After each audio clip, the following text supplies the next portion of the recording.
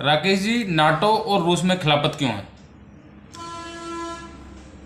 देखिए, नाटो का सवाल जो है उसका अगर हम इतिहास देखें तो उसका गठन ही सोवियत संघ के खिलाफ हुआ, जिसका प्रतिनिधित्व आज रूस ही करता है।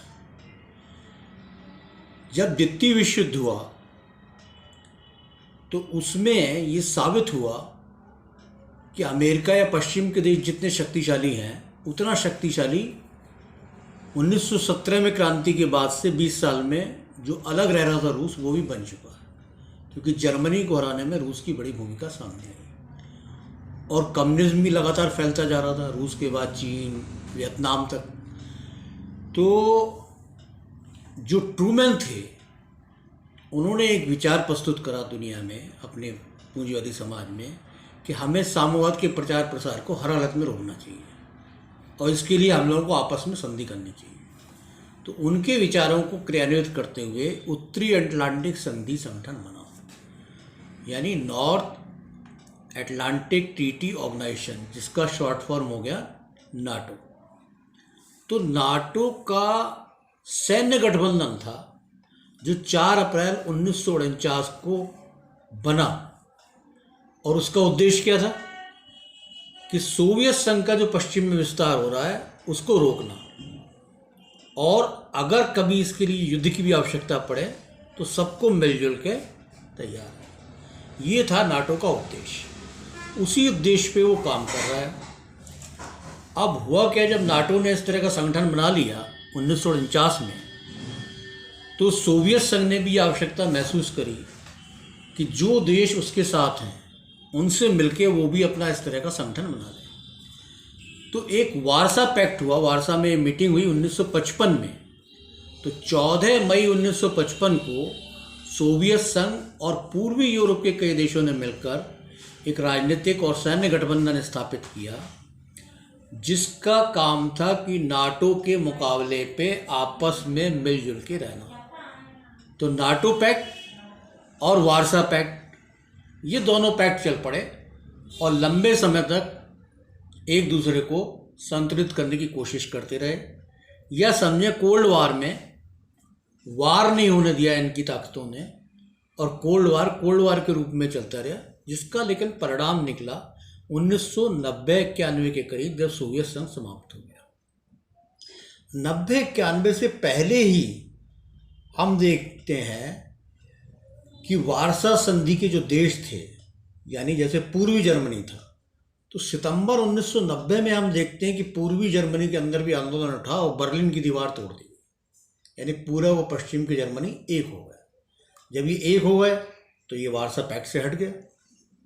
इसी तरह से पोलैंड, चेकोस्लोवाकिया, बहुत से देशों में जो रूस के साथ थे, सोवियत संघ के साथ थे, उनमें ये आंदोलन चले, और लास्ट में आके सोवियत संघ ने भी अपने आप को 15 गणराज्यों में विभाजित कर लिया।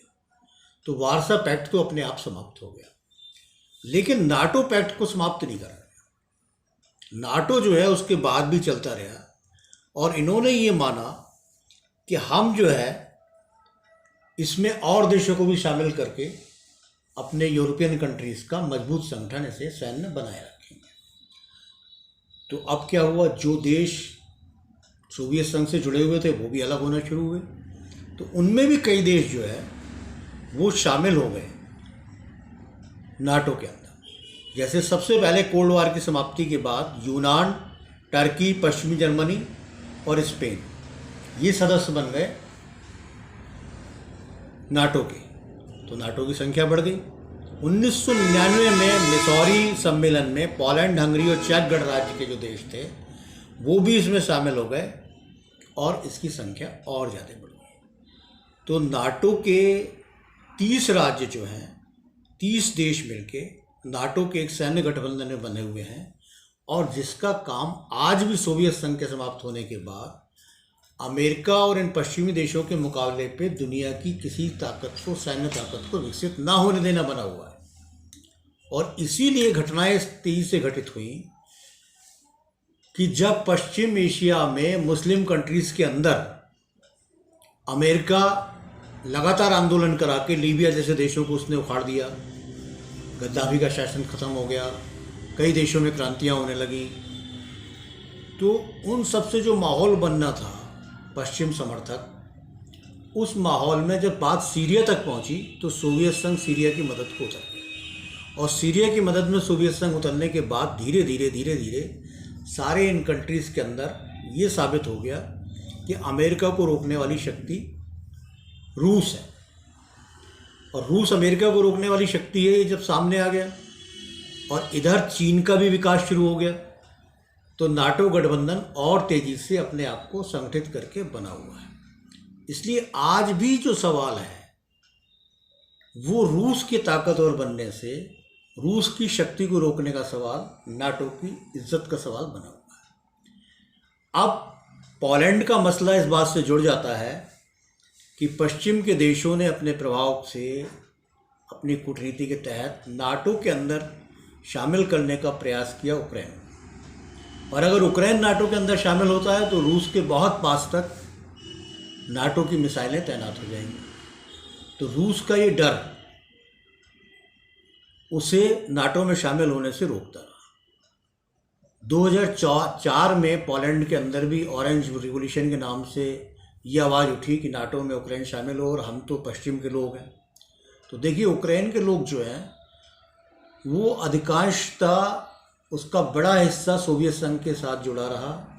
उन्होंने उसे यूक्रेन को एक राष्ट्र का दर्जा दिया, और पूर्वी स्लाव लोग हैं जो ऑर्थोडॉक्स चर्च से जुड़े हुए हैं, लेकिन यूक्रेन का एक भाग पोलैंड के साथ जुड़ा रहा, और उन लोगों ने कैथोलिक चर्च अपना लिया। तो जिन लोगों ने कैथोलिक चर्च अपना लिया उनकी यूनिटी बाकी देशों के साथ ज़्यादा है, और वो नाटो में शामिल हो जाना चाहते हैं।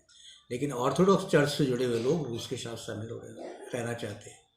इसीलिए एक प्रमुख सवाल के रूप में ये बात आ गया कि ये पोलैंड नाटो में अगर शामिल होता है तो रूस के लिए संकट है, जिसे रोकने के लिए आजकल पोलैंड में जो वार चल रहा है, अगर हम उस पर गौर करें आज कई दिन गुजरने के बाद, तो वार का महत्वपूर्ण पक्ष ये है कि नाटो को सीमित रखना और दुनिया को बताना कि नाटो के मुकाबले पे रूस भी एक शक्तिशाली देश है, ये लोगों के दिमाग में साबित हो जाए। तो ये मसला नाटो और रूस के बीच में फंसा हुआ है, और ये इस युद्ध के परिणाम के बाद कम से कम दुनिया को ये मालूम पड़ जाएगा कि अब भले ही वार्सा पैक्ट ना हो, लेकिन नाटो के पश्चिमी देशों के मुकाबले में रूस एक शक्तिशाली ताकत है जो इसमें बैलेंस कर सकता है। और देखिए, छोटे मोटे राष्ट्रों की मुक्ति इसी बात में होती है कि एक ही शक्ति के अंतर्गत ना हो, वो कई शक्तियाँ अगर दुनिया में होती हैं तो छोटे मोटे राज्यों को विकास का मौका मिल जाता है, उन्हें भी उचित सम्मान मिल जाता है।